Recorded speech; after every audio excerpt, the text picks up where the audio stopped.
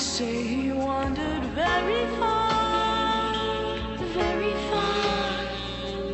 over land and sea, a little shy,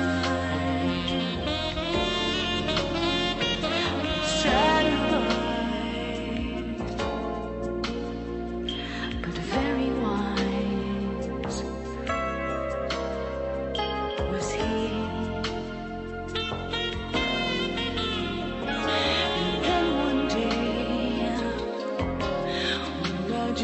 He passed my way, and as we spoke of many things, fools and kings, this he said to me: the greatest thing you'll ever learn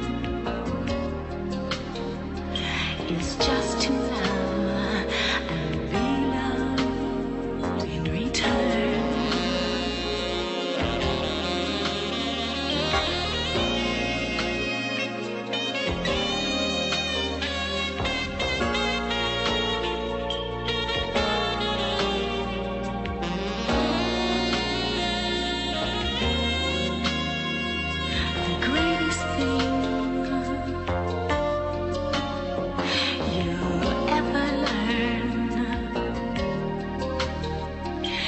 Just to love and be loved in return.